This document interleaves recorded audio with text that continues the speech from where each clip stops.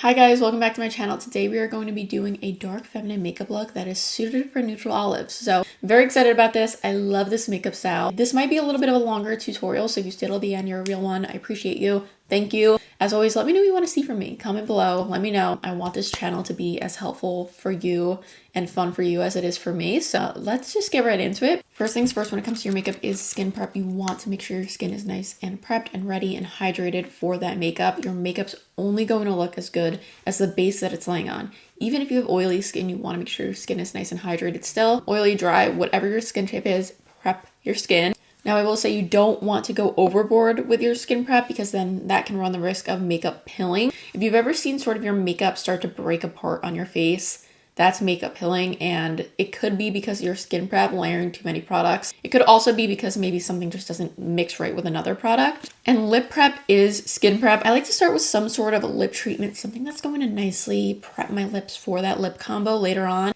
I think the Rhode Peptide Lip Boost is a really great option. I like this one because it plumps the lips without burning. It gives them this nice plushness, it hydrates them, and it just makes them look really good before I go in with my lip liner and lipstick and lip gloss later on. I wear this at night as a lip mask, and I also put this with lip liner as a lip combo. I think it's a phenomenal product, probably my favorite product from the Rhode lineup. Okay, now we have the lip prep on. Then I like to take a milky toner. I keep my skin prep pretty simple. Again, I don't like to layer too many products, so I just like to go in with a milky toner. That's what works for my skin. Of course, depending on your skin type, this can vary, but I'm gonna take a little bit of this in my hands, and I like to just press this all over the face. Make sure this is really nice and absorbed.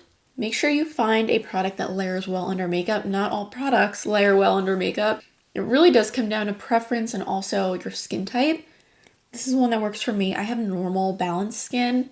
So while that's sitting, I'm going to go in and spot conceal because I want to get rid of any sort of discoloration or blemishes that may have appeared. So I like to take this concealer from NARS because it's a pot concealer, and I found that this is the best for spot concealing. I'm going to take this on a little blending brush like this, tap into the product, and I'm just going to tap this right on. I'm also going to put a little bit right around the sides of the nose where I get a little bit red. Now, the reason I'm letting this sit is because it's going to get a little bit tackier, it's going to dry down, and it in turn provides a little bit more coverage, which is exactly what I want when I'm spot concealing. I want those areas to be nice and covered. Now I'm going to go in and I'm going to do the brows. Now for my brows, I like to take sort of a nano tip or a smaller, oh no, I'm out of this one. It ran out in real time. For brows, I like to take a nano tip, something like this. And I like to first brush my brow hairs up and over. And I like to keep my brows pretty natural. I don't fill them in too much. I'm just going to fill in the sparse areas. And filling these in. And once I have that to my liking, I'm going to go through and just brush the brows again, and I'm going to make sure that product is nice and blended out. Now we can go in with our brow gel. So brow gel is going to set those brows in place and hold them all day long. I'm going to take some of this, but I first like to kind of get off the excess in that component. So I'll just brush off a little bit of that, and then I will go through and brush this right on through the brow. And what I like about this brow gel specifically is that it doesn't sort of crust or leave that white flakiness behind. And the reason I also like to do my brows before my foundation is because I find it to be a cleaner process for me. Now, what I'm going to do is I'm going to underpaint, and I'm going to take a contour for this. I love the Westman Atelier contour in the shade Biscuit. It is perfect for our skin tone if you're a light, medium, neutral olive. What I'm going to do is I'm going to apply this on to the back of my hand first. You can see that shade is absolutely phenomenal for us. So what underpainting is essentially is we're going in with some of our products before we go in with our actual foundation.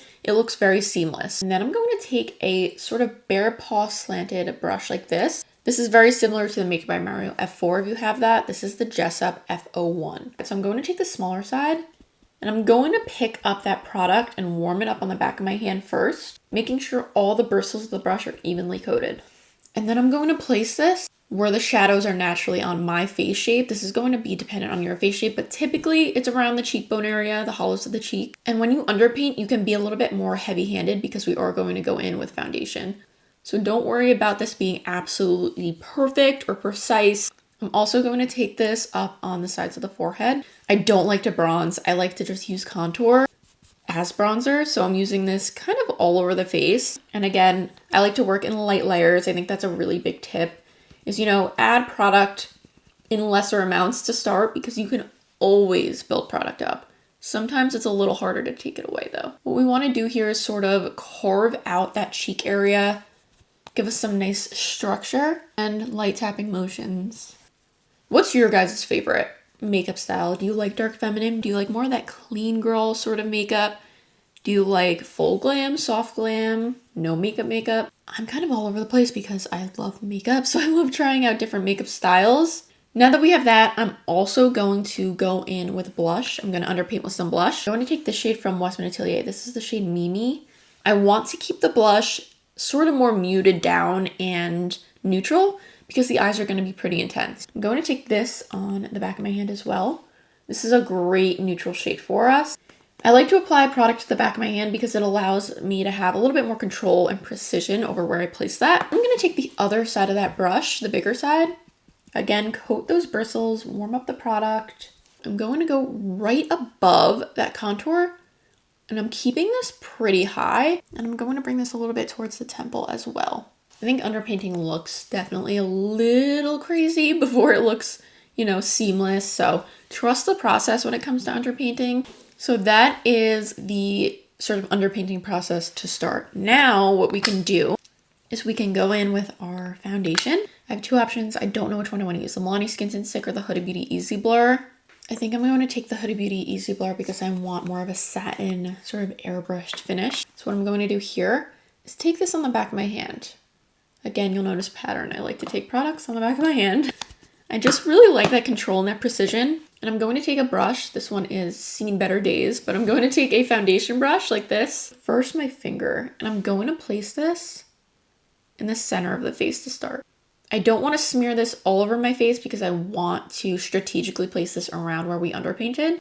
I'm going to lightly tap this out and just bring this around the area that we place that contour and this blush. And I'm also going to avoid the under eye area as best as I can. I like to leave that area sort of blank because when concealer goes there, that's all I want there. I just want concealer. I don't want to put too much product underneath the eye.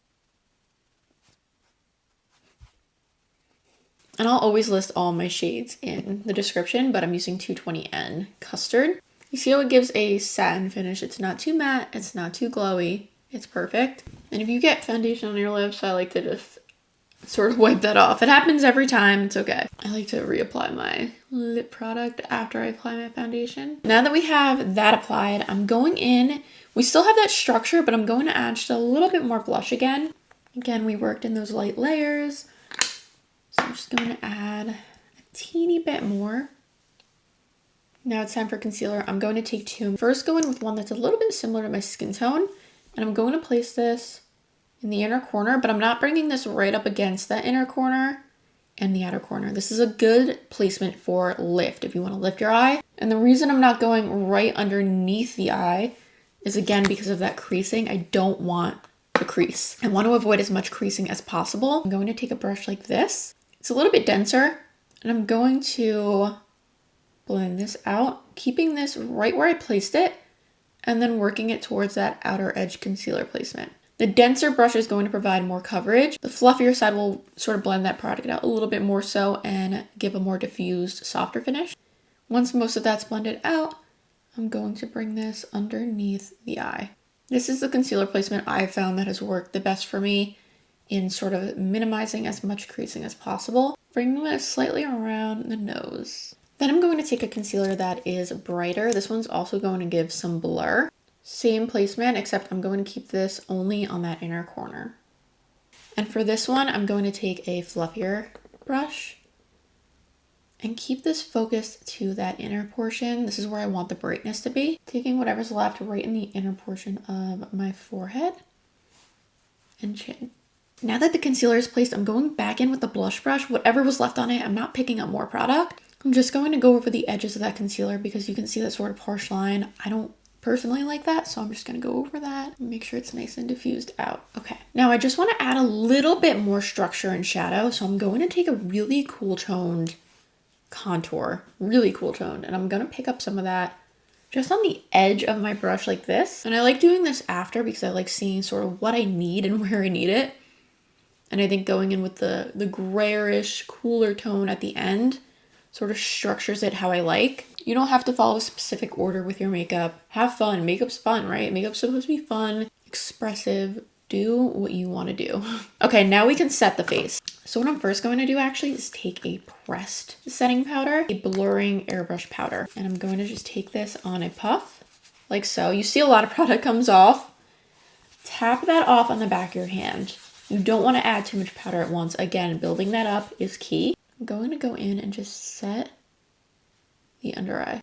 This is a powder that is similar to my skin tone, but you see that sort of airbrush effect it gives right off the bat? Fantastic. And this look is a little bit more glam. So if you think it's too much powder, you don't have to do these steps.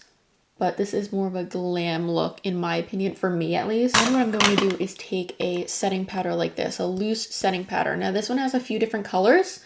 I like to mix the skin tone one with the pink. The pink is going to add the brightness into our makeup, which I really, really like. I'm just going to apply them on the back. You'll see the two colors here. I'm going to mix these together and go right in underneath the eye and around the T-zone. And for the forehead and the rest of the face, I like to take a fluffy brush. If you have more mature skin or you have fine lines or wrinkles, using a brush is going to distribute and apply less of that product, less of that powder. So I have some forehead lines. It's normal. It's okay. I like to just go in that area with a brush, light tapping motions. And then I will also cut out the cheek with some of that powder, just to sort of accentuate where we place that contour. Now that our face is set, we can go in with our last powder product, which is powder blush. Now I'm opting for a neutral, sort of barely there, beigey pink powder blush. I'm going to pick this up on a powder blush brush. I like one that's more diffused out the bristles because I feel like it distributes the product a little bit more evenly. And I'm going to go in right at the high points of the cheek. Anywhere we place that cream, I'm going to apply this. Sort of working in light sweeping motions. Okay, I think that should be good for now. Moving on to the eyes, I think I'm going to zoom you in a little bit for this one. What I'm going to do first is prep the lid. So I'm going to take whatever was left on my concealer brush and just go right over the eyelids. This is going to give us that nice blank canvas to start with. And if you have hooded eyes, this is really helpful when it comes to creasing. It helps combat that creasing on the eyelids. So if you have hooded eyes like me, I get it. Don't you worry, I get it. It's a struggle, but I've learned sort of my eye shape and what works best.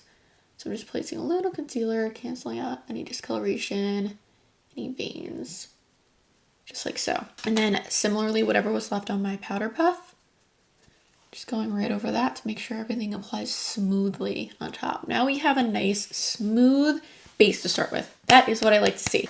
I have two options here for eyeshadow, and depending on your budget, both of these are phenomenal. Milani, this is the Whiskey Business Gilded Mini Palette, and then the Makeup by Mario Neutrals. Which one do I want, you say? I don't know. You want to opt for a cool toned brown here. So cool toned brown is going to be your best friend. You want a cool toned brown and you want a black. I've done this look with both and it turns out fine with both. The type of brush you want to opt for here is a medium blending brush like this. This is the Sigma, E25. This is great, especially if you have hooded eyes. I'm going to pick up the product and I'm going to coat the bristles on both sides, just like so. And then I'm going to tap that off. Same thing with your eyes as your face, work in layers. Especially with eyeshadow, it's near impossible to take it away, truly. At least in my experience. What I'm going to do is I'm going to pack this on to the mobile lid. I'm not going to worry about blending, but I am going to shape the eye. I'm just going to pat this all over, packing this on, building up that pigment. And then once that pigment is built up, we're going to take a clean fluffy brush and just blend out those edges.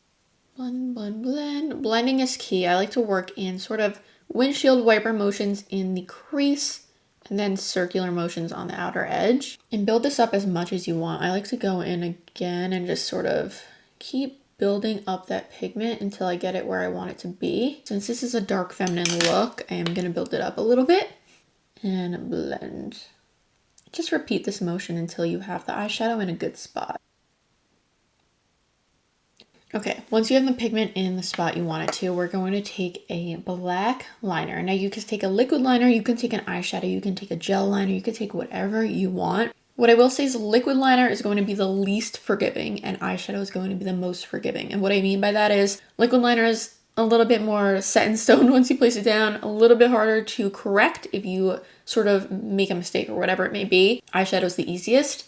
And then liner like this is somewhere in between. So I'm going to take this. This one's actually pretty easy to work with. This is the liquid stick from Urban Decay and it's black. Sorry, I have to look up close here. I'm going to take the liner. I'm going to line the sort of outer third of my eye and then wing it up a little bit like that.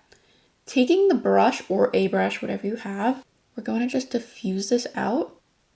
Sort of mesh this into the eye and then blend this out into a wing. I want to keep it as a diffused wing. I don't want it to be too sharp, but keeping it on the outer third is going to give us that elongated eye effect, which is exactly what I like for this type of look.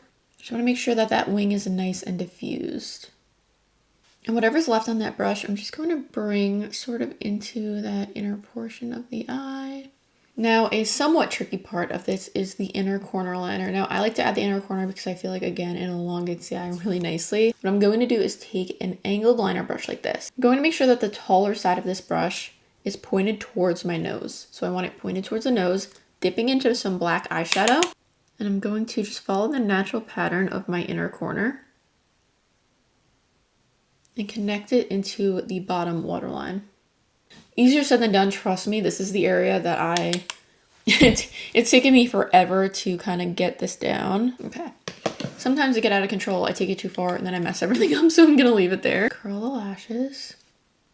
I'm going to take a black mascara. I think black is important for this look because it's dramatic. I think a brown black could work too, but I prefer the black. And I'm going to keep this focused on the outer lashes for the most part. Now that we have that, one of the more vital parts of the eye look, I think, is tight lining and water lining. So we're going to take a black gel liner, waterproof.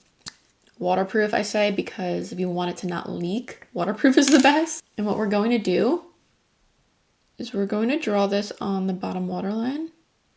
If it helps, sort of look away from where you're drawing. This 100% takes practice because it does not feel natural to put something on that waterline. And then for the tight line, what you're going to do is apply this to the top.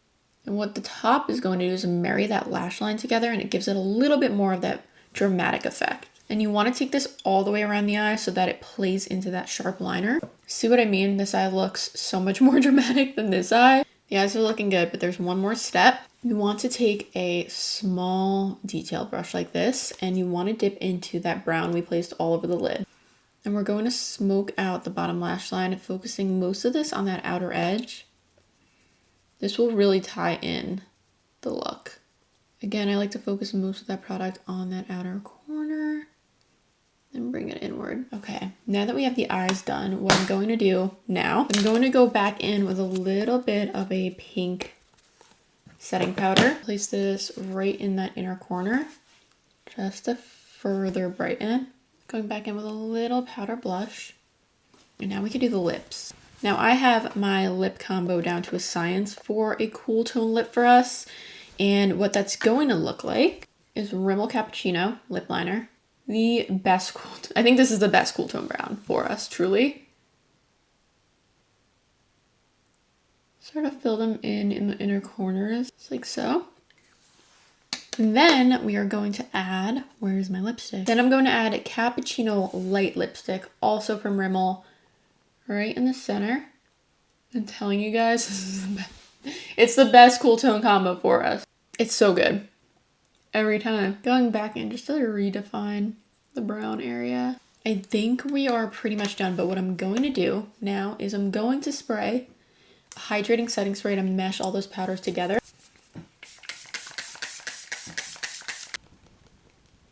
Tap that in.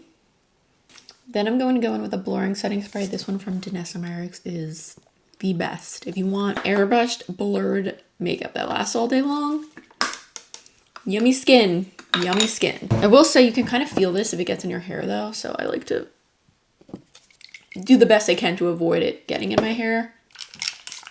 Okay, you guys, that is the completed dark feminine makeup look. I hope you enjoyed this video. I hope it was helpful. If you try this out, please let me know. I would love, love, love to see your recreation. I love this makeup style. It's so fun. I think it really does nicely accent our olive skin, especially because of all those cool tones we used and those neutral tones. So I love this one. Let me know what you want to see next. And as always, thank you for watching till the end. I know this was probably a longer video, so I appreciate you. Thank you. And I will see you guys in the next one. Bye.